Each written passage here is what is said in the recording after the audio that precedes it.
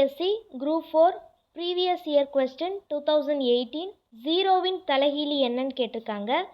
இப்போ ஜீரோவாக இருந்தாலும் சரி, எந்த நம்பராக இருந்தாலும் சரி, கீழே எதுவுமே இல்லைன்னா பை 1ன்னு அர்த்தம். பை 1ங்கிறத தலைகீழாக எழுதும்போது 1/0ன்னு வரும்.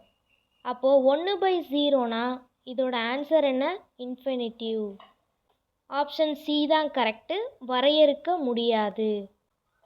எக்ஸு, 2x + 2 3x + 3 என்பன ஒரு பெருக்கு தொடர் வரிசையில் இருப்பின் 11x 22x + 22 33x + 33 என்ற தொடர் வரிசையானது என்னன்னு கேட்டிருக்காங்க. இந்த டேர்ம் ஒரு பெருக்கு தொடர் வரிசைன்னு சொல்லியிருக்காங்க. இதை 11ஆல் பெருக்கணும்னா இந்த டேர்ம் வந்துடும். அப்போ இது பெருக்கு தொடர் வரிசைனா அப்போ இந்த டேர்மும் பெருக்கு தொடர் வரிசையாக தான் இருக்கும். அப்போ ஆப்ஷன் பி பெருக்கு தொடர் வரிசை.